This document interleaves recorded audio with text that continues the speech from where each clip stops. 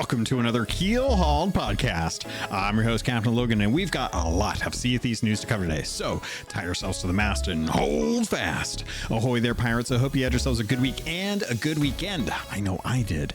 This week, we're going to be talking about Rare's 40th anniversary, the celebration that's coming in around that, as well as a whole bunch of other stuff tied to Season 17, initial thoughts on kind of what we're going to be getting, and all the stuff to look forward to, including Community Weekend. All that and more in this week's episode of Keelhauled Podcast. But before we get into any of that, I have to thank the patrons. They're the ones that went over to patreon.com/Keelhauled Podcast to support this content, believe it or not. And because of that, I want to make sure that they are called out and that I call out their names as accurately as possible, knowing that I will most certainly mess up someone's name, at which point I am eternally humbled by your name being so good that I can't even pronounce. I don't know where I'm going with this.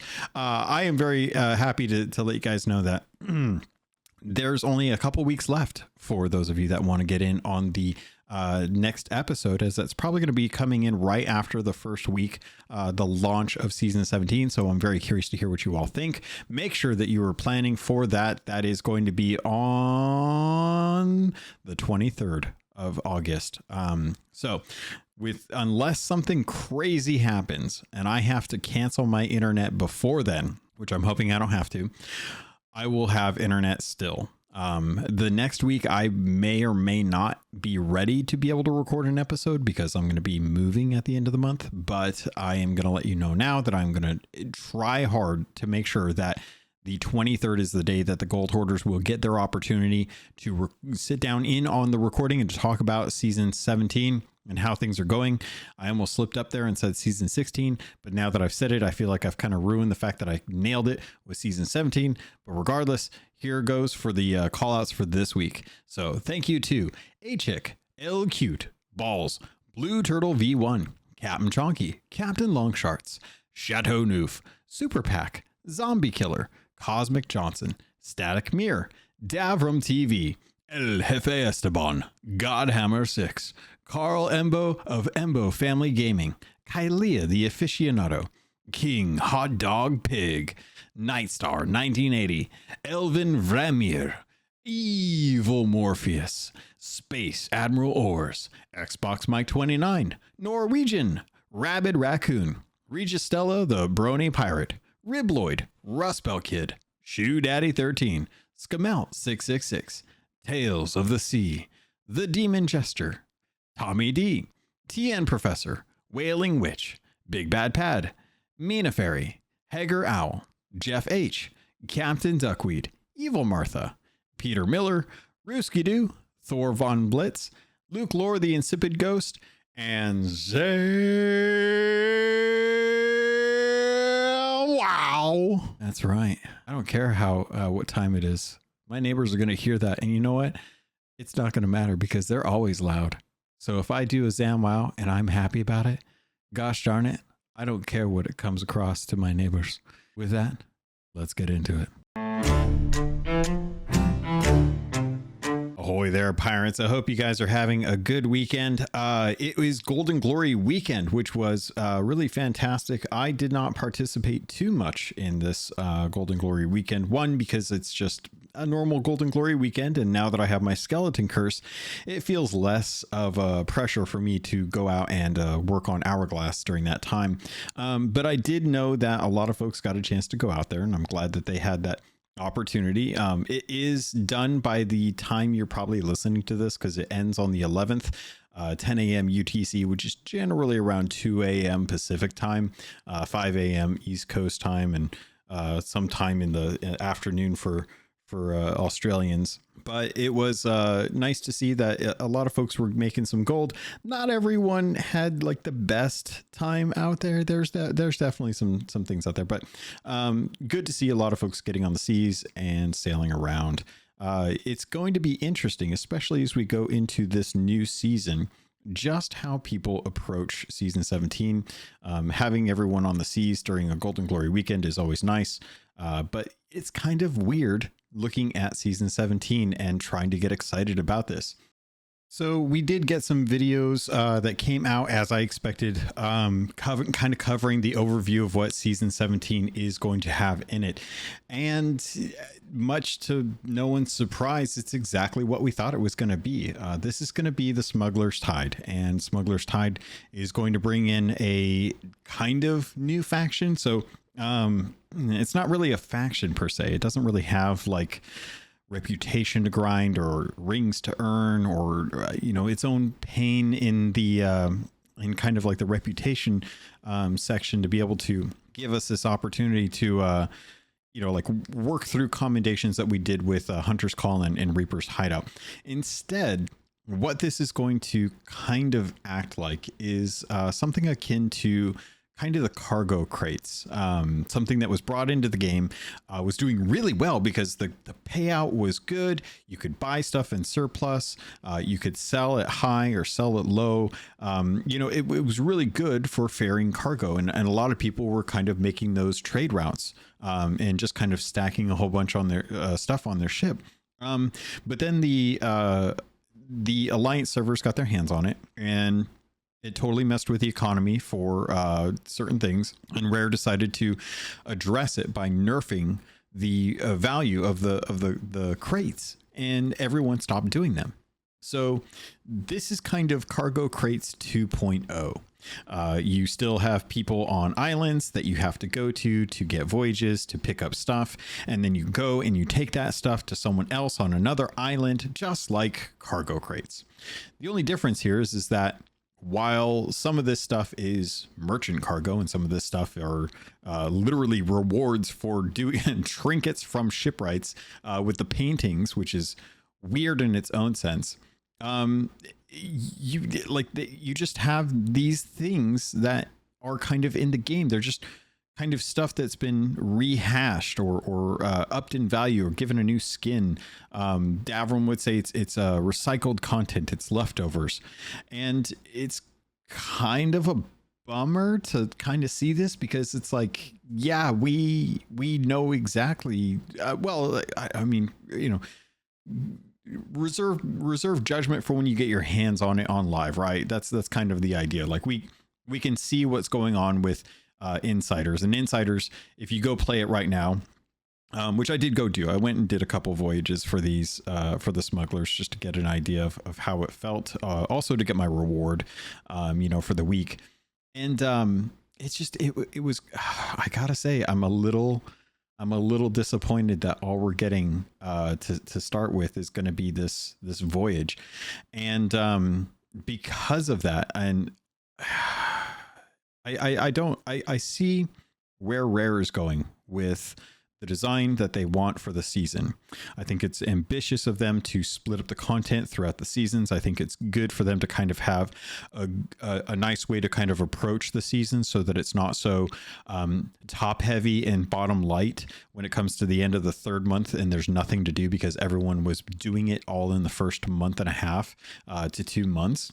But when you're launching a season, it's kind of strange that the first month, where you should have some compelling content for players to get in there and actually work towards, should be kind of the thing that you kind of kick things off with. And knowing that we're going to be getting the month-long event in I believe it's the second month, is nice, because I think that will be kind of a fun thing to do. Reminds me of some of the adventures that we've done, where you kind of go and you go to a sea fort and you work on taking that out.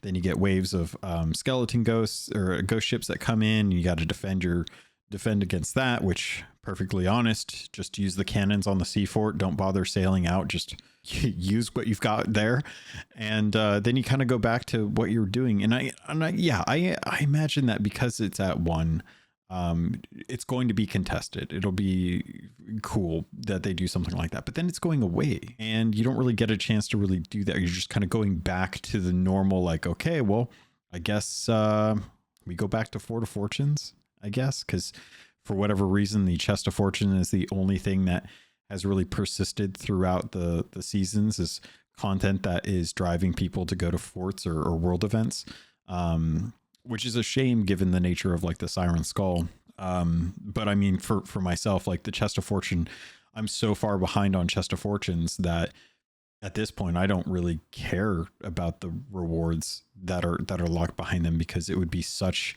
an endeavor to have to focus on nothing but finding Fort of Fortunes and then going in the fighting over them. That it would be really hard for me to catch up at this point.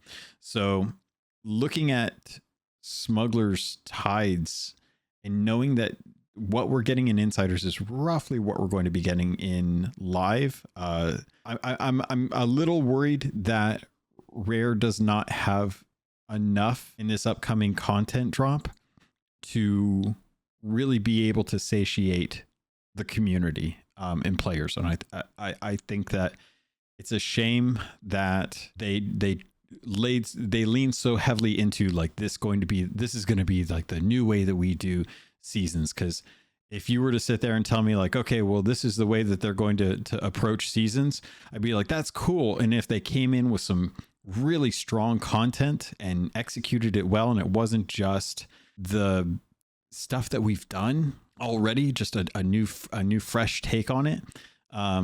Like literally everything feels the same. Like it's bottles in crates. It's paintings instead of plants.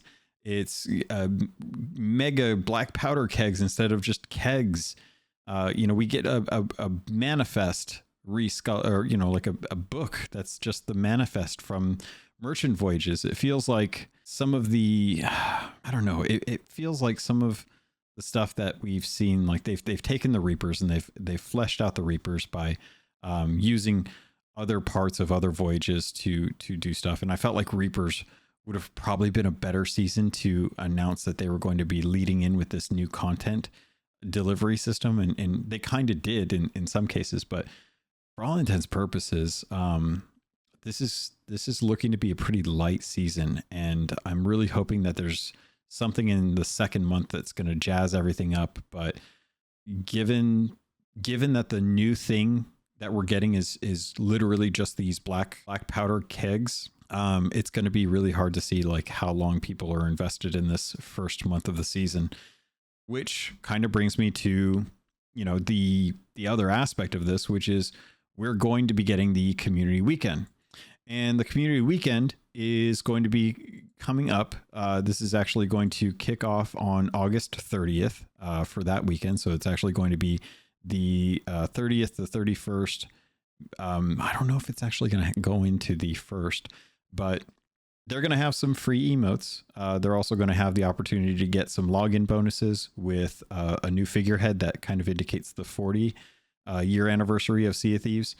There's going to be a photo wall, and everything's kind of like tied around the idea of the 40th anniversary, which for 40, the gemstone associated with that is ruby, which if you've been seeing a ton of stuff around Rare's 40th anniversary, which I'll get into in a bit, tied to the color red or the ruby, that is just the nature of like anniversaries and gemstones. I don't know where that kind of originated. It was just kind of a thing that I looked into as I was kind of looking into this.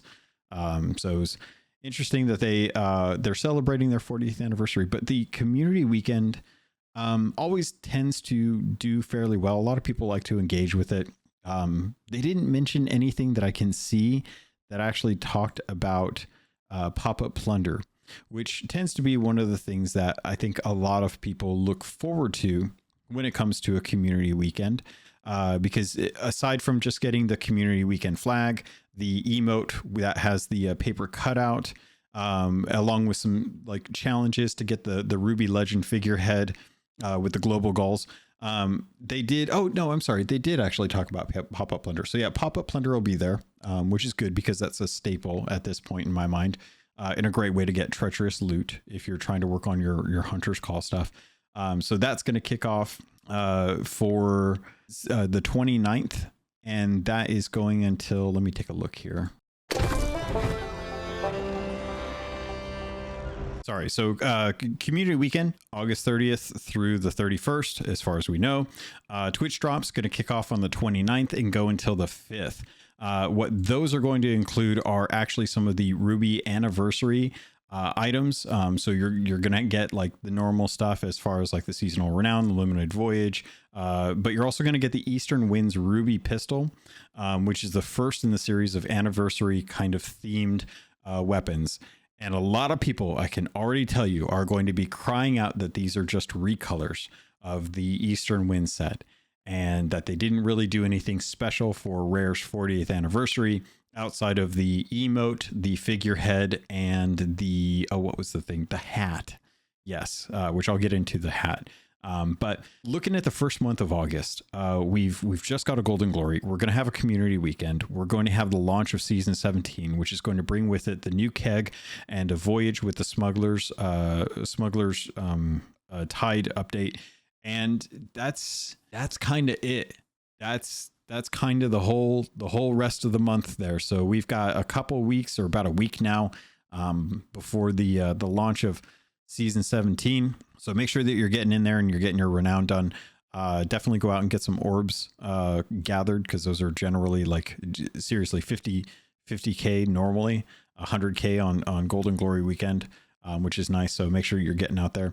But yeah, gosh, it's hard to look at this and kind of be excited. They are, some of the things that I do think are kind of cool is they are going to be bringing back one of the sets that I actually really liked from one of the past seasons. So the Intrepid Explorer and the Gilded Sovereign cosmetics are going to be making their way to shops, probably for doubloons in the most case, and they might be tied to commendations. So I didn't actually get a chance to take a look at that on Insiders now that I think about it. But we're also going to be getting the Emporium stuff, which is the Riptide Rodeo set, which has the free emote, which is kind of the fanning of the gun, where you're kind of flicking the trigger and stuff. So I really like kind of cowboy-ish, westerny stuff. Like I love that kind of like bandito kind of thing.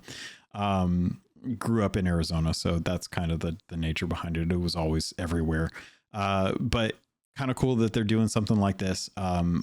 It's a set that I'm actually kind of invested in. I actually do kind of want to check out and see if that's something that would be worth picking up. But we're also going to be getting Pirate Deeds, which, if you don't know, is kind of the second pirate on the same account. You don't get access to the cosmetics that you've earned. You only get cosmetics that you've purchased by ancient gold stuff. So, or ancient coin. So, with that, a lot of people that want to have second pirates that they can mess around with, role play, create, a second character, things like that. They're going to be getting that kind of functionality. You can already buy a second account if you want, but if you want a different pirate and you don't want to have to go through the rigmarole of having multiple logins for that pirate, you're not going to be able to roll for ships, but you can at least experience Sea of Thieves from a different perspective. Some of the things that kind of drew my attention to this, based on Insiders, this is going to be 699 ancient coin, which is about $7 in America, which I think is a decent microtransactions or microtransaction. I'm not too fluffed about that one, so I'm totally fine with $7 to get another pirate profile on there. I will make one and then try and find a pirate that I really like that will be the antithesis of my current pirate, which is very much a me pirate. I'm going to make something that I want.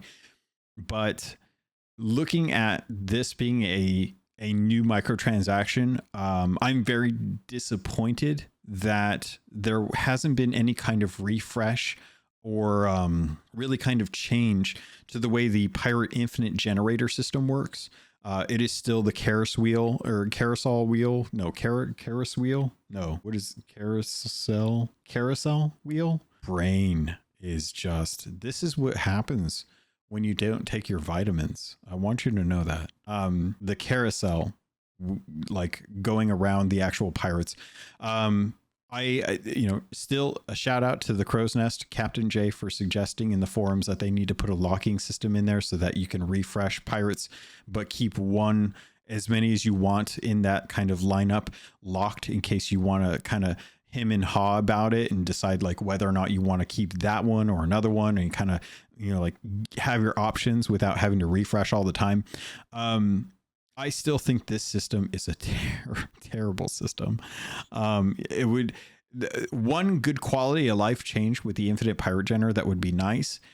All you have to do, this would make people so much happier to have to try and roll a pirate if you could just choose body type from the get-go, whether you want male presenting, female presenting, large, thin, tall, short, like have some easy like toggles.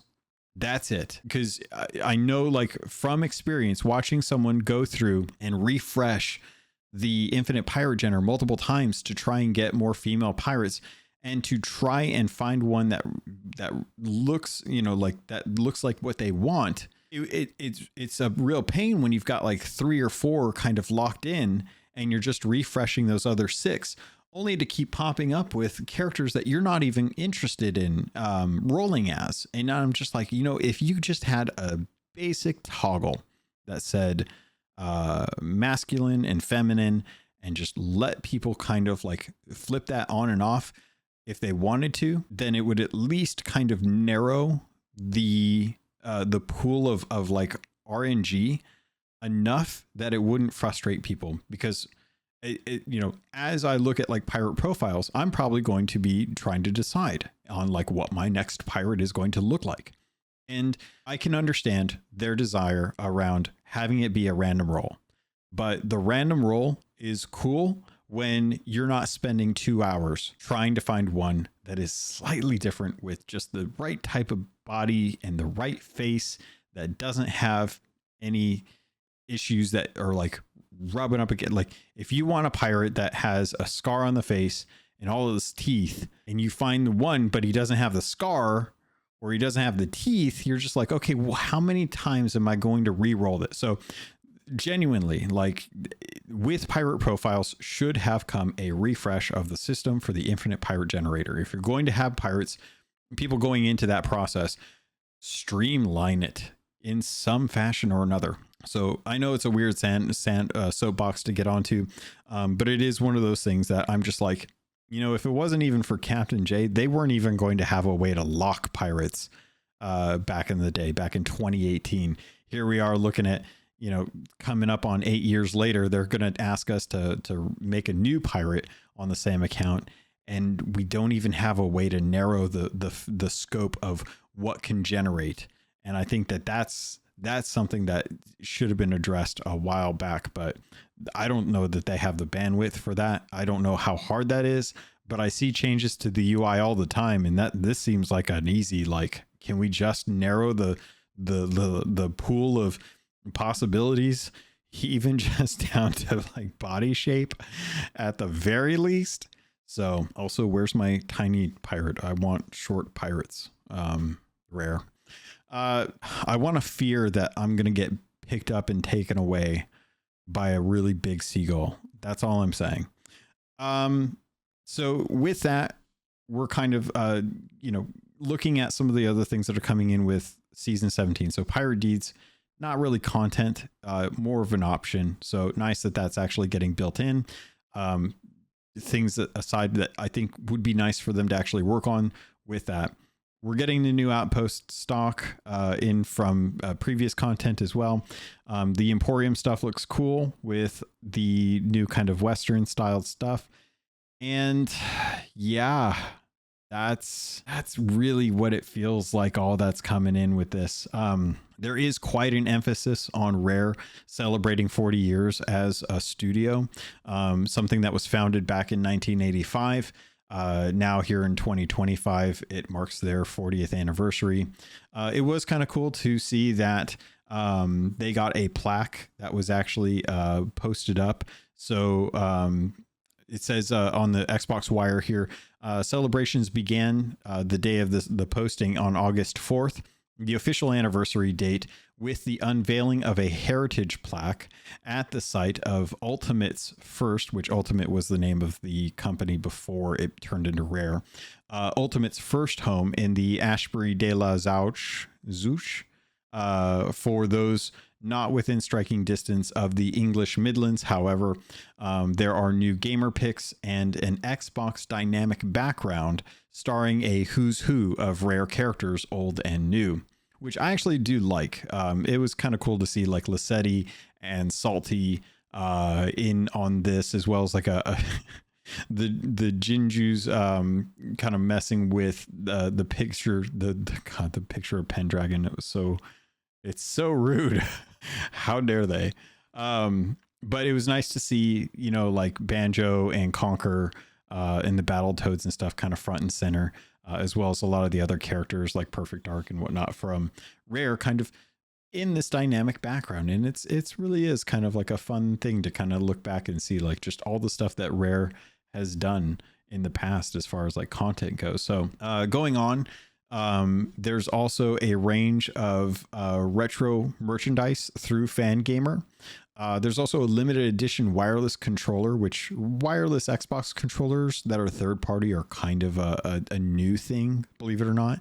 In the year of our Lord 2025, the Pirate Lord has deemed us with wireless third party controllers. Never thought that would be a thing that I'd have to think about.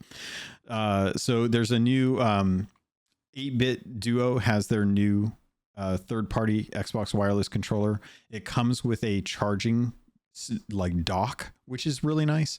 And it has a mixture of like puzzle pieces from Banjo. It's got Kraken tentacles and a Sea of Thieves Reaper's mark on there to kind of like indicate it. It's a blue and a gold, kind of indicating the original logo for Rare. And it's really beautiful. It's $90. Which, you know, keep in mind, this also has the dock with it too. So it's not just the controller. It also has like, and honestly, I usually anticipate like about $20 for a dock. So looking at that and seeing like, okay, well, it's $90 minus 20 for the charging dock.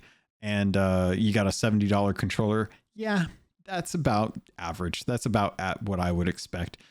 So it does come with the adapter to plug in if you need to for Windows PCs, but otherwise it does have the wireless functionality through the Xbox 2.4 gigahertz, which is kind of cool.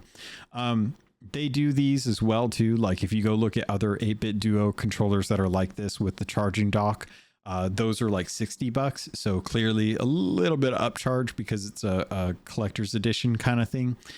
So I do appreciate that they are at least doing that. It is kind of weird that we got the Meg controller for the sweepstakes, which eventually got sold on eBay for some exorbitant amount of money, which was kind of ridiculous.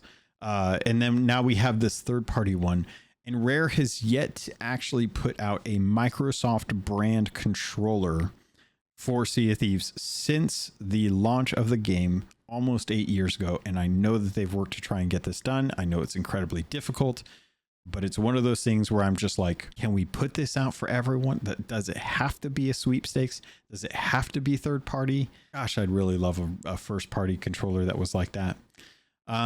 Meanwhile, I Am 8-Bit, which if you don't know is a website dedicated to making vinyl for soundtracks for video games and a lot of other stuff, have opened up pre-orders for their freshly announced Rare 40th anniversary vinyl collection that's going to be out there, which is going to include a slew of content from all of the different games that Rare has done. So it's been 40 years worth. It is a 4 vinyl set, a 4 disc set. It has music from Sea of Thieves, Viva Pinata, Battletoads, Banjo-Kazooie, Banjo-Tooie, Nuts and Bolts, Kinect Sports, Perfect Dark Zero, Killer Instinct, Conker's Bad Fur Day, Conker's Bad Fur Day Live and Reloaded, Jet Force Gemini, Grabbed by the Ghoulies, Blast Corpse, and cameo Elements of Power. The only thing that's not in here, realistically, Star Fox, Donkey Kong, and James Bond, because those are not their IPs. So really nice that they're doing this. It's one of those things, again, that if I had $100 just laying around that wasn't going towards moving, I would probably pick these up to go along with my Sea of Thieves LPs, because I love having that music there. It's nice when I don't want to just have something on Spotify going on like my Google Home. I'll go over and grab one of the discs and I'll pull it out and I'll take a look at it and I'll stick it on my vinyl player, and then I'll just listen to the music that way, and it's really nice. So again, available out there. Don't know for how long, but I do know that at least with the Sea of Thieves one, I Am 8-Bit has opened those up after they've kind of sold through their initial stock. Outside of that, if you are a vintage gamer and like to go on cart-based content, if you might be familiar with Evercade, and it's Evercade, really kind of a cool device. I genuinely am surprised at how interesting it is. They have a portable Evercade that kind of looks like a gosh, I don't know, like a Game Gear, I guess would be a good way to explain it. But they do have the Evercade VSR, which again, I love the play on like it being a VHS tape thing, but it's a under the box TV, and they tend to sell cartridges, and a lot of these cartridges tend to be kind of, kind of little things here and there. Like you've got like some Neo Geo stuff. You've got some Atari things. Like they've got some of the OG Tomb Raider games, which tend to be the ones that people really kind of like know and understand. But they've also got like Legacy of Kain and Soul Reaver, some Sunsoft stuff. Duke Nukem's franchise is on the Evercade as well. I'm trying to look and see if there's anything else that people might be aware of. But if you are due for a checkup with your doctor about things that you have to worry about after you turn 40, chances are you're familiar with some of the library for the Evercade. What that means is that Rare is actually getting their collection on there. So not just some of the stuff that you would expect, like Battletoads, but they're really going deep with some of the games. So you're going to get like the Battletoads arcade. You're going to get the original NES Battletoads. You're getting Conker's Pocket Tales, which is a weird one, but then everything else feels really odd. And the one that I shout out every time is RC Pro-Am, because I am a fiend at RC Pro-Am, to the point where that is like one of my favorite arcades to go in and use when I go to like a barcade or something like that. Anytime I've ever gone to a barcade, I will go find the RC Pro-Am cabinet, and I will sit in front of that for many hours and have a drink and just enjoy maxing out my nitro and my suspension and my engine and stuff, because that is just it's one of those games that I absolutely love, and people for whatever reason lose track of where they are. They get lost, and I smoke them so hard. I am a fiend when it comes to this kind of game. You will beat me in Mario Kart, I guarantee that. You will beat me in Mario Kart, but not many people will beat me in RC Pro-Am. So the Evercade thing's coming out. I think it's cool. I think it's nice that they're celebrating it, but it's one of those things that I'm not really like invested in. So I'm not too worried about that. Here's what I am worried about. Sea of Thieves is getting a Ruby rewards for the high seas. So not only are you able to get a rare Ruby emote if you are an Xbox Game Pass Ultimate subscriber, which is effectively you pull out a little ruby gemstone as the emote, and inside the ruby has like I don't know, like an etching inside of it that is of the Rare logo, which I appreciate. It's cute, and you kind of tink on it with like a little jeweler's hammer, as you're kind of like inspecting it to get the quality, how pure of a ruby is it, kind of thing. I'm sure it's ethically sourced.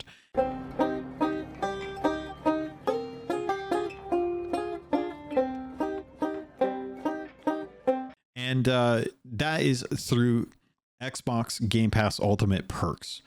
So you gotta have Ultimate if you get this. Steam users, RIP. PlayStation 5 users, RIP. Apologies to anyone that's in a country where this is not supported, because Game Pass Ultimate is not actually supported in all countries, much like Microsoft Rewards are not. supported in all countries. So a good gesture, but really hamstrung by the accessibility of it, which is a shame.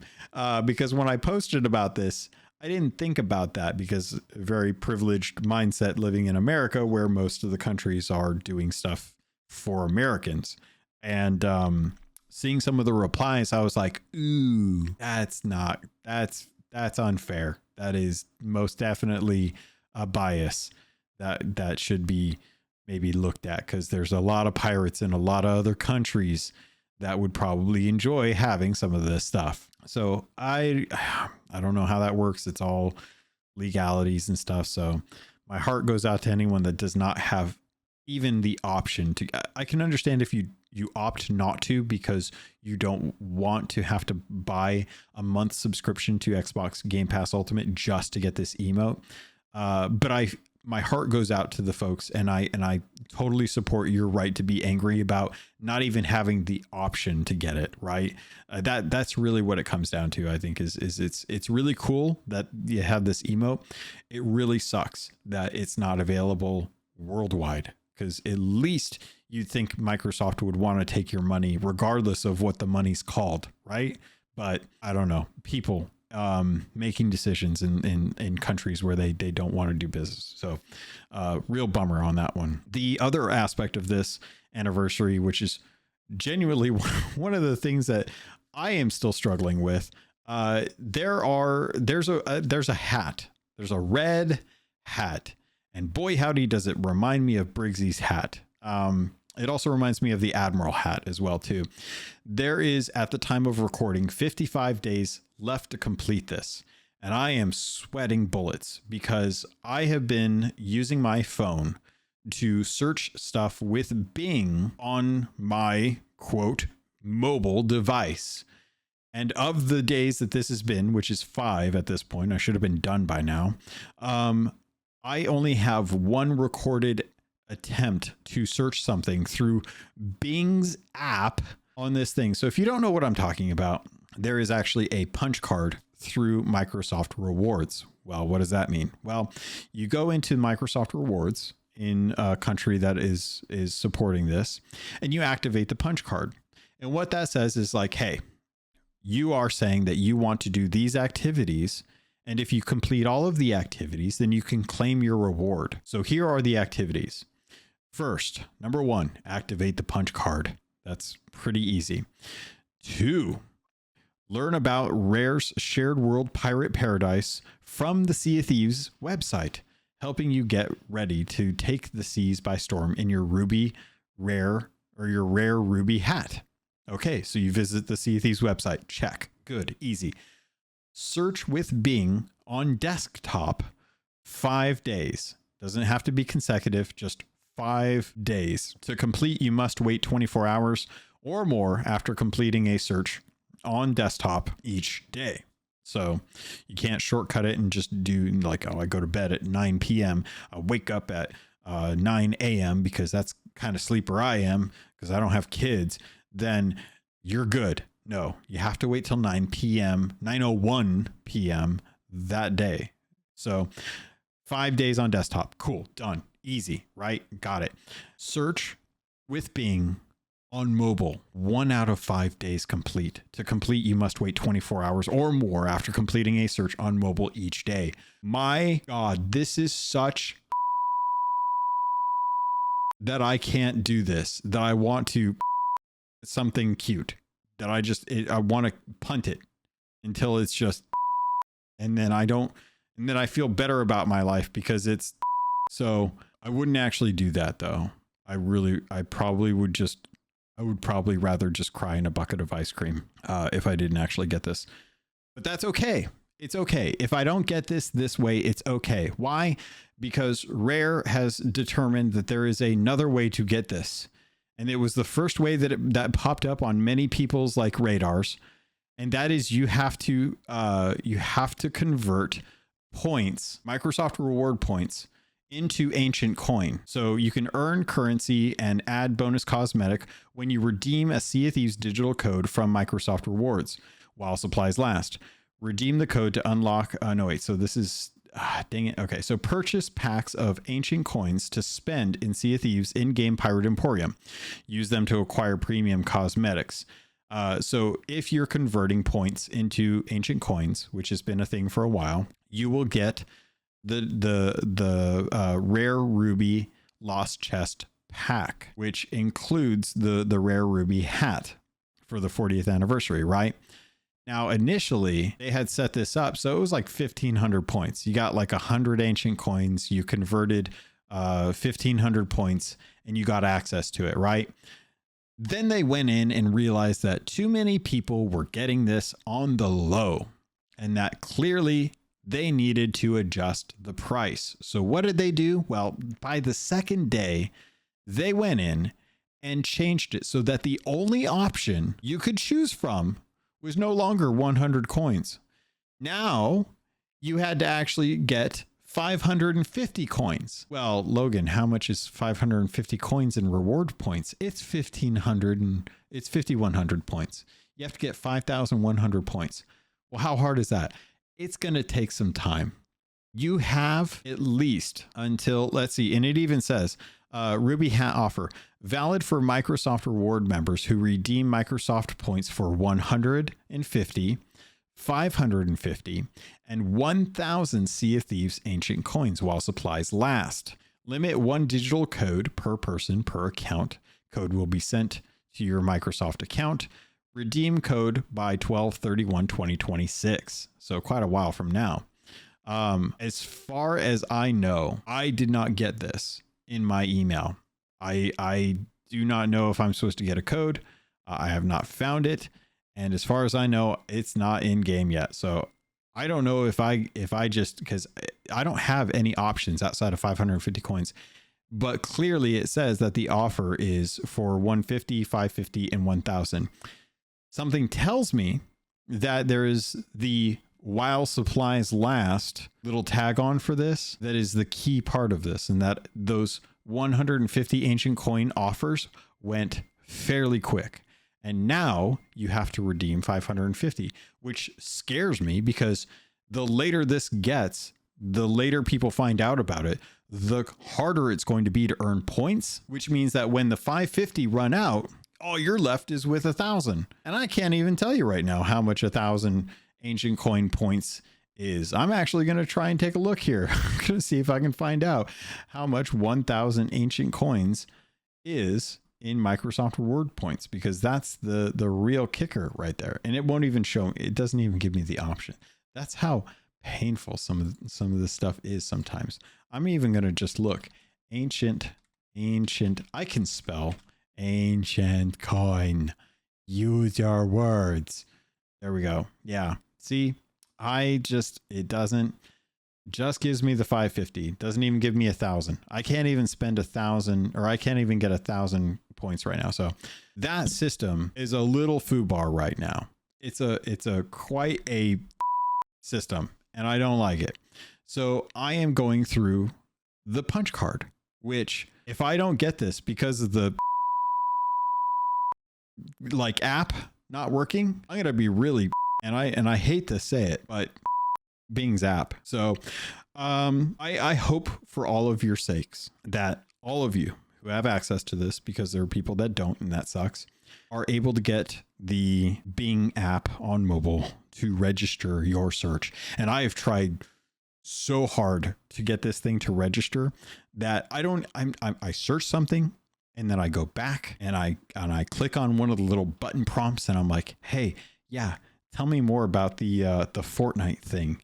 Do a quick search for that Fortnite thing. And then I'll go to Copilot and be like, hey, Copilot, do me a favor. I need you to help search for this. And then I'm like looking at all of these different little things. And it's like, I'm a lifelong gamer. Here's why Nintendo Switch 2 is the worthy any penny. And I'm like, yes, I will click on that from HuffPost if it means that it's going to register one more day on this stupid app, because it is not registering any of the things I do. And I'm so close to being done with it.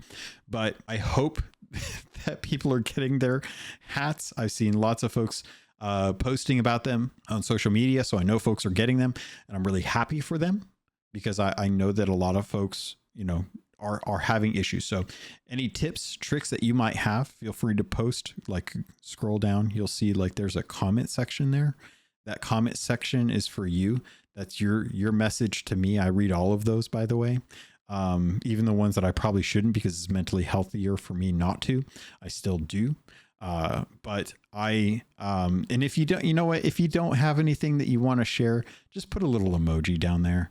Because sometimes the emojis crack me up and what people try and say with just emojis, because it's like a game of charades. And sometimes that's what I need in life when I'm checking notifications on YouTube is you know, fun little game of charades.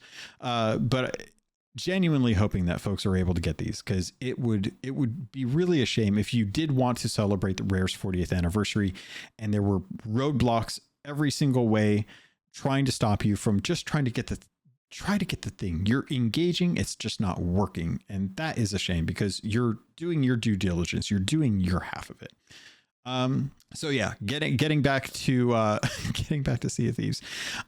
So the 40th anniversary, congratulations to the studio. I know it's a hard thing to celebrate when you just had your Everwild project canceled by Satya Nadella, who wanted to invest millions, or is it billions?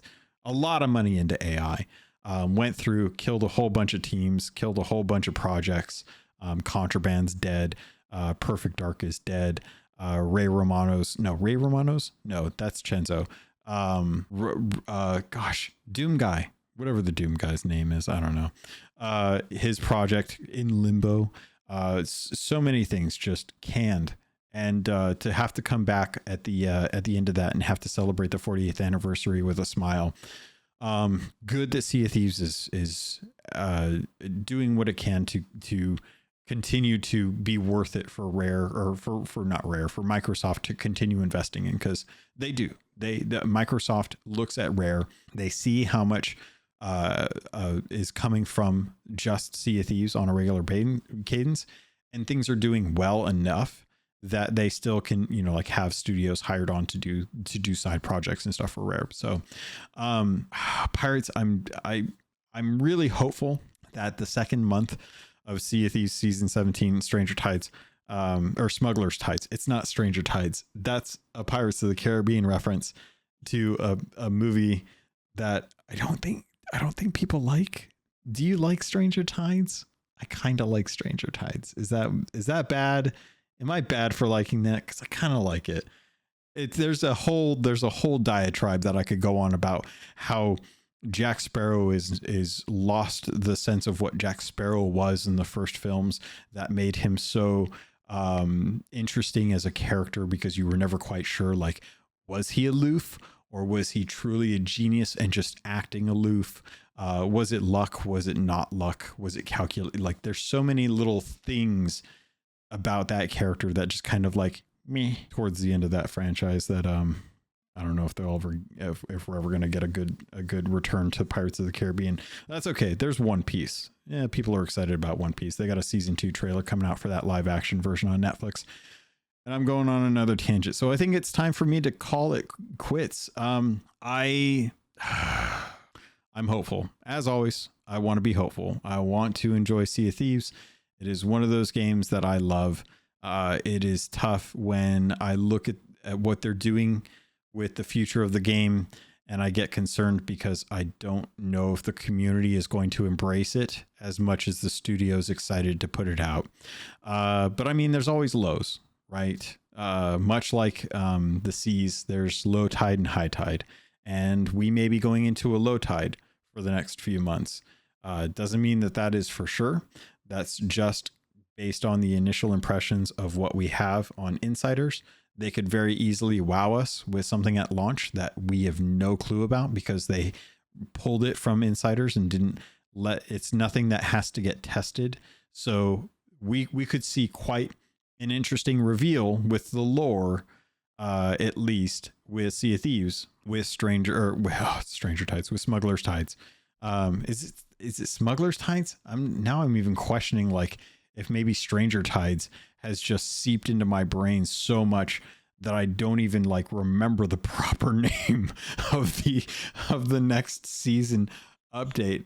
My goodness. Clearly I need to go take a break. So pirates, I think that is going to do it for this episode. Thank you so much to everyone for listening. Thank you so much to everyone who shares this, who talks about it. Smuggler's Tide is what it is, which is I just realized Smuggler's Tide.